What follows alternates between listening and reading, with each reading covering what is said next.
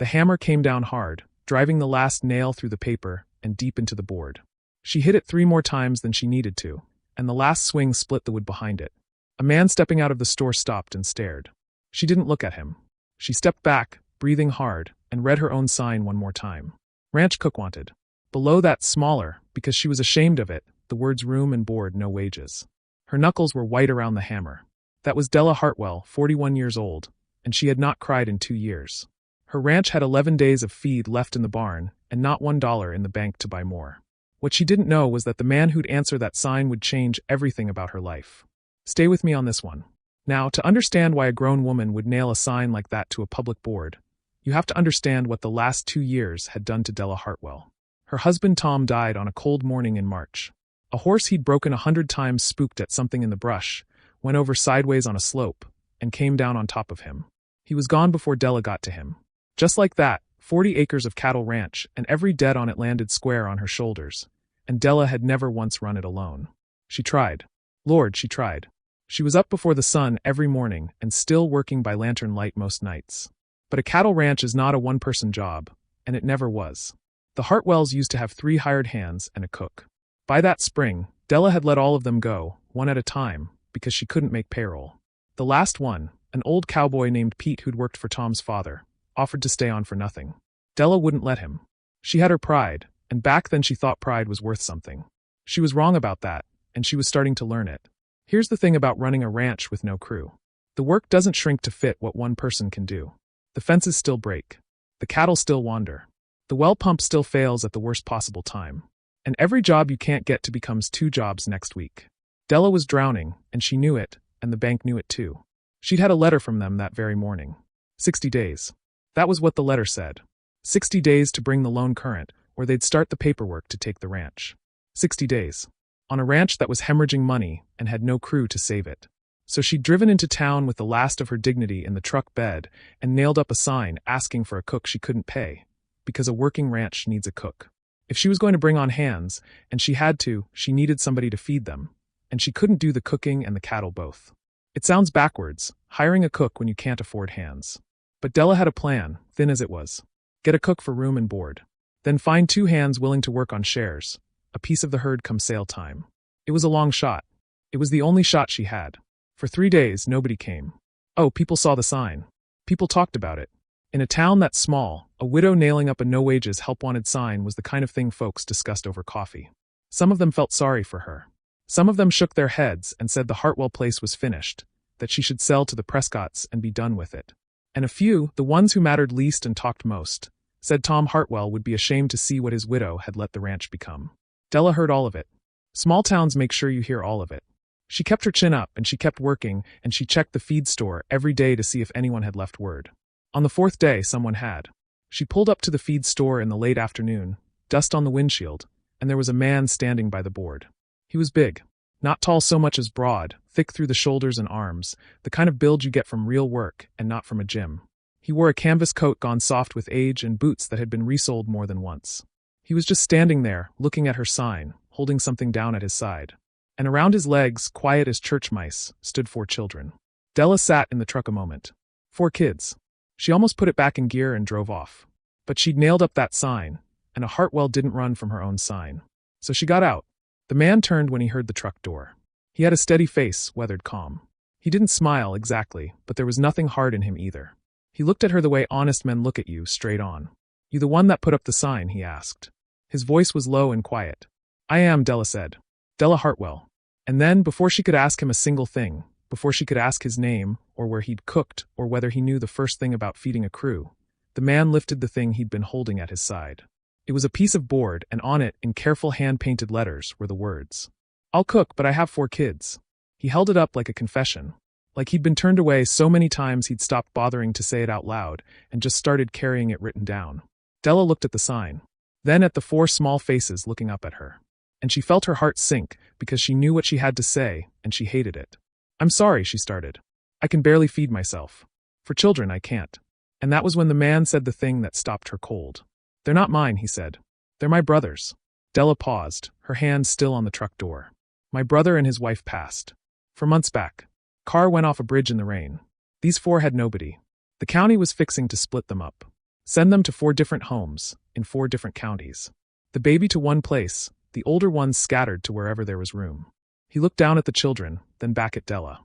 I couldn't let that happen, he said, simple as that. They already lost their mama and their daddy. I wasn't going to let them lose each other too. So I took all 4. And that's why no ranch in 3 counties will hire me. A cook with 4 kids is a burden.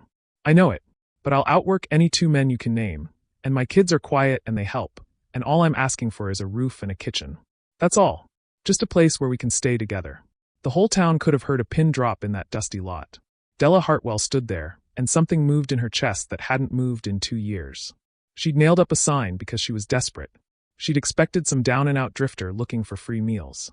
Instead, she was looking at a man who'd given up his whole life, taken on 4 children that weren't his, and gotten turned away at door after door for the crime of refusing to abandon them. "What's your name?" she asked. Her voice came out rougher than she meant. "Caleb," he said. "Caleb Ward. And these are Sarah, Michael, little Ann, and the baby's name is Tom." Della's breath caught. The baby's name is Tom. She looked at that man and those 4 children standing in the dust with everything they owned probably packed in whatever vehicle had carried them there, and she made a decision that every sensible person in that town would have called foolish. "Get your kids in the truck," she said. "Follow me out to the ranch. We'll figure out the sleeping arrangements when we get there." Caleb Ward didn't move for a second. Like he wasn't sure he'd heard right. Like he'd been told no so many times that yes didn't register. "Ma'am," he said, "I don't have much. I can't pay you nothing for the trouble." "I didn't ask you to," Della said. "I asked you to cook. Now come on before I change my mind." And that was the moment everything started to turn. But it wasn't going to be as simple as a warm kitchen and a fresh start. Because trouble was already coming for the Hartwell Ranch, and it was coming fast. The ranch house was too quiet when they got there, the way it had been quiet for 2 years. And then 4 children walked into it, and the quiet broke. Caleb went to work that first evening like a man who'd been waiting his whole life to be useful. He found the kitchen, took stock of what little was in it, and by the time Della had shown the children where they'd sleep, there was the smell of real cooking in that house for the first time since Tom died. Beans and cornbread, nothing fancy, made from almost nothing. But it was hot and it was good, and the man knew what he was doing over a stove.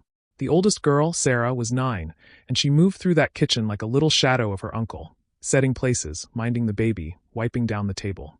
Michael was 7 and serious as a judge. Little and was 4 and stuck to Caleb's leg like a burr. And baby Tom was not quite 1. And he had the whole house rearranged around his sleeping schedule inside a day. Della watched it all from the doorway and didn't know what to do with herself. She'd forgotten what a full house felt like. She wasn't sure she wanted to remember. Remembering was dangerous. Remembering meant you had something left to lose. That first night, after the children were asleep, Caleb found her on the porch. "I want to be square with you," he said. "You've got trouble here. I can see it. Fences down on the north end. That well pumps on its last legs, and you've got maybe 2 weeks of feed in that barn. Less. 11 days, Della said. I counted. Caleb nodded slow. "Then we'd best not waste any of them," he said. "I'll cook mornings and evenings. In between, I'm yours. I can mend fence, I can doctor cattle, I can fix that pump. You point me at the work, I'll do it." "You were hired to cook," Della said. "I was hired to save this ranch," Caleb said. "Cooking's just how I got in the door. And here's the thing." He meant it. The next morning, Caleb Ward was up before Della, which she'd have told you was impossible. Breakfast was on the table at first light. And then he was out at the north fence with Michael handing him wire, and by noon a fence that had been down for a month was standing again. Word travels fast in ranch country. Within a week, 2 things happened. First, old Pete, the cowboy Della had let go, heard she had a cook and a hard worker out at the place, and he showed up at the door asking to come back on shares. Della said yes. Then a young fellow named Danny, looking for his first real ranch work, heard there was a crew forming and a cook who could actually cook, and he signed on too. Just like that, Della had a crew again. 2 hands on shares, a cook who worked like 3 men, and 4 children who, it turned out, could gather eggs and haul water and mind each other without being told twice. The ranch started to come back. Slow, but it came back. And it wasn't just the work. It was the feeling of the place. For 2 years that ranch had felt like a thing Della was losing an inch at a time. Now, for the first time, it felt like a thing she was building. Pete taught Michael how to sit a horse. Danny fixed the loading chute that had been broken since before Tom died. Caleb cooked every meal like it mattered, because to him it did, and the crew worked harder for a man who fed them right. You'd be surprised how much of ranching comes down to that. A fed crew is a loyal crew. If this story's got its hooks in you, take a second and hit that subscribe button. It helps more than you know, and there's a lot more of this one to come. Now, I won't tell you it was easy. It wasn't. There were nights Della sat at the books with her head in her hands, moving the same few dollars around, trying to make them stretch. But something had changed. The work was getting done. The cattle were fed. The fences held. And every evening, that house was warm and loud and full, and Della found herself lingering at the supper table longer than she used to. She caught herself laughing one night. Actually laughing at something Michael said. And she stopped, almost guilty, like she'd forgotten she was allowed. 2 years she'd gone without that sound in her own throat. It startled her to hear it. It startled her more to realize she wanted to hear it again. Caleb saw it. He didn't say anything. But he saw it, and something passed between them, quick and quiet, and they both looked away. That was the false calm. That was the part where you start to believe it's all going to work out. It wasn't. The black car came up the ranch road on a Tuesday. Della was in the yard when it pulled in, a long, clean car that had never seen a dirt road until that morning. A man got out in a pressed suit, and behind him, a woman with a leather folder held tight to her chest. County seal on the door of the car. Della's stomach dropped before either of them said a word. They weren't there about the ranch. They were there about the children. The man introduced himself as being from County Family Services, and the woman was a caseworker, and the words that came out of their mouths next changed the whole shape of the thing. Because this wasn't about a loan anymore. This wasn't about feed or fences or a struggling widow. This was about 4 orphaned children and a man who, it turned out, had never been granted legal custody of any of them. We have a report, the caseworker said, that the minors are residing in an unstable environment. A failing ranch. No permanent guardianship on file. We're here to assess whether the children should be placed in licensed foster care. Caleb came out of the barn then, and Della watched the blood drain out of his face. 2 years of this man's whole life, everything he'd sacrificed, and it could all come apart right here in her dusty yard. Who filed the report? Caleb asked, quiet. The caseworker didn't answer. But Della already knew. There was only one person in that county who'd want the Hartwell place weak and distracted and short a good crew. Only one person who'd benefit from Caleb Ward being run off and the ranch falling apart. Cyrus Prescott. The Prescotts owned the biggest spread in the valley, and they'd been trying to buy Della out since the week Tom died. Cyrus had come to the funeral, if you can believe it, and made an offer over the casket. Della had told him no every time since. And now, right when the Hartwell Ranch was finally getting back on its feet, right when Della had a crew and a chance, here came the county after Caleb's children. That wasn't luck. Della knew it in her bones. That was Cyrus Prescott, reaching into the one place he could hurt them most. The caseworker gave them 14 days. 14 days to produce a stable home, legal guardianship, and proof the ranch could support 4 children, or the county would take them and place them in foster care. Separately, if that's how it fell. 14 days. On top of the bank 60. And now it wasn't just the ranch on the line. It was the children. Caleb didn't sleep that night. Della found him at the kitchen table at 3 a.m, that hand-painted sign in front of him, the one that said I have 4 kids, and he was just staring at it. I've been running 2 years, he said, not looking up. Every time I get close to something like a home, this happens. Somebody decides I'm not enough. That 4 kids and a man with calloused hands and no money isn't a real family. You are enough, Della said. She surprised herself, how fast it came out. Caleb looked up at her. The county doesn't think so, he said. And a rich man with lawyers is telling them what to think. Della sat down across from him. And right there, at 3 a.m, 2 people who'd both lost nearly everything made a decision together. We're not running, Della said. Not from Prescott. Not from the county. This is your home now. Those kids' home. And I'll be damned if I let that man take one more thing from this family. Caleb looked at her a long moment. This family, he repeated. Soft.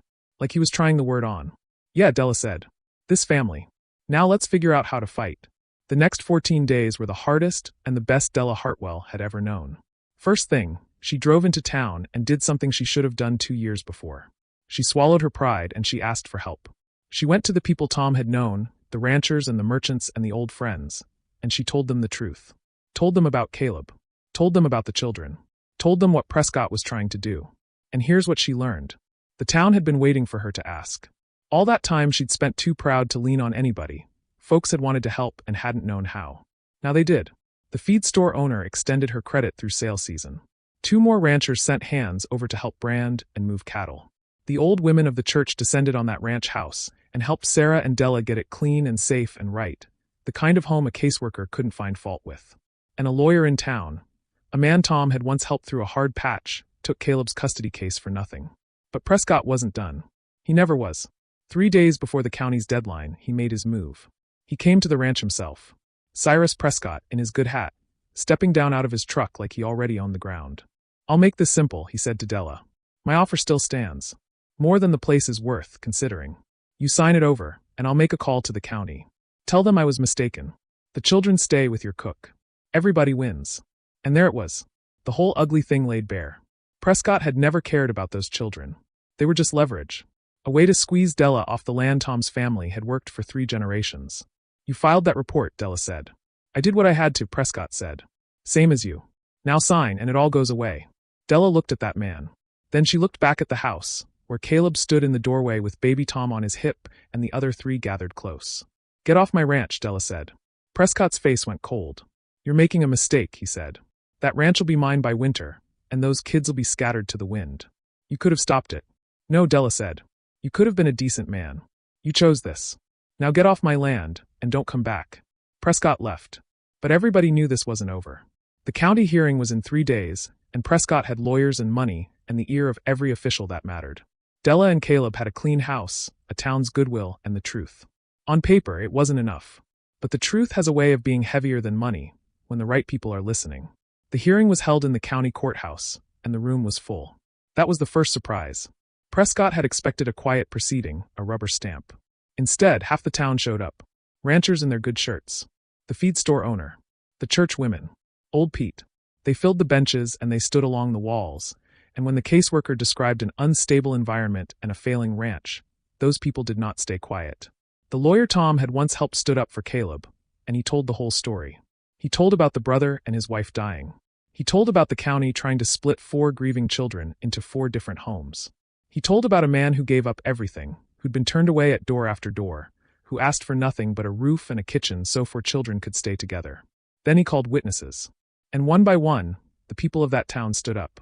Pete told the judge he'd worked ranches 60 years and never seen a man work harder or straighter than Caleb Ward. The feed store owner testified the ranch's account was current and its credit good. Danny talked about how the children were fed and safe and happy. The church women spoke to the home they'd seen with their own eyes. And then Della Hartwell took the stand. She told the judge the truth. That her ranch had been dying. That she'd been too proud and too alone and nearly lost everything. And that a man had walked up to her sign with 4 children and a board that said I have 4 kids. And that man had saved her ranch, and more than that, he'd given a broken house a family again. That man didn't come to me asking for anything, Della said. He came offering the only thing he had left. His work and his word. And in 2 years of running that place alone, I never met anybody more fit to raise those children than Caleb Ward. If this county takes them from him, it won't be protecting anybody. It'll be committing a crime worse than anything it claims to prevent. The room was dead silent when she finished. The judge, an old man who'd seen every kind of case, looked down at the paperwork, and then out at that courtroom full of people who'd driven in from every corner of the county to stand up for 1 man and 4 children. And he asked the question that broke Prescott's whole scheme wide open. Who filed the original report? The judge asked. Because I'd like to know who looked at this situation and saw a problem.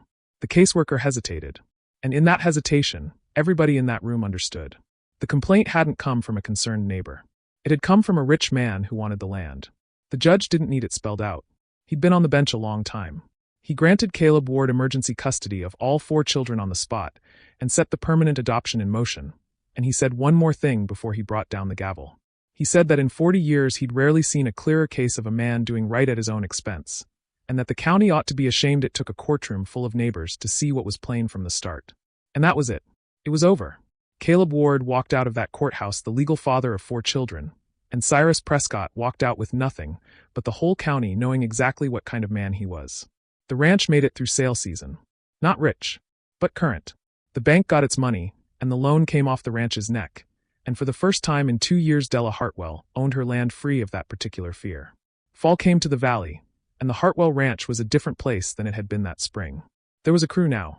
Pete and Danny stayed on, and the shares they'd worked for paid out enough to keep them through winter. The fences held. The well pump ran, because Caleb had rebuilt it with his own hands. The barn was full of feed. And that ranch house, that house that had been so quiet for so long, was the loudest and warmest place in the valley. Sarah was in school now, and reading 2 grades ahead. Michael had his own pony, and a job minding the chickens he took more seriously than most grown men take their careers. Little and had stopped clinging to Caleb's leg, mostly, and had taken to following Della around instead, calling her by her first name at first, and then, one quiet morning that stopped Della's heart, calling her something else. Mama. Della didn't correct her. She just held on a little tighter. And baby Tom took his first steps in that kitchen one October morning, and the whole crew stopped work to come watch, and there wasn't a dry eye in the room. Della and Caleb never made a big thing of what grew between them. That wasn't either of their ways. It happened slow, over shared suppers and hard days and 4 children who needed them both. There was no single moment you could point to. It was 100 small ones. Him saving her the last of the coffee. Her mending his coat without being asked. The way they'd both end up on the porch after the children were down, not saying much, just glad of the company. One evening on the porch, watching the sun go down over land that was finally safe, Caleb reached over and took her hand, and Della let him, and neither of them said a word. They didn't need to. They married the next spring, a year after Caleb Ward first walked up to a sign on a feed store board. Small wedding. The whole town came anyway. And here's the thing Della thought about, standing up there. She thought about that morning she'd nailed the sign to the board, so ashamed of the words room and board, no wages that she could hardly write them. She'd thought she was advertising her failure for the whole town to see. She'd thought she was at the end of everything. She wasn't. She was at the beginning. She just couldn't see it yet. That sign hadn't been a symbol of everything she'd lost. It turned out to be the thing that brought her everything she had left to gain. A husband. 4 children. A ranch brought back to life. A town she'd finally let back in. Caleb kept that old hand-painted board, the one that said I have 4 kids. He hung it in the barn up over the door, where he'd see it every morning. Somebody asked him once why he kept a thing that had gotten him turned away from so many doors. Because it's true, Caleb said. I do have 4 kids. And one time, one person read that sign and didn't see a burden. She saw a family. Man ought to remember the day his whole life turned around. Della Hartwell had nailed a sign to a board because she was out of options and nearly out of hope. And the man who answered it, the one everybody told her was too much trouble to take on, turned out to be the answer to a question she hadn't even known how to ask. Sometimes the thing that looks like your biggest burden is the very thing that saves you. And sometimes a family isn't the one you're born into. It's the one that walks up your road one dusty afternoon, holding a hand-painted sign, asking only for the chance to stay together. The Hartwell Ranch is still there. Still working. And that old board still hangs over the barn door, reminding everybody who reads it that the best things in life often show up looking like the last thing you needed.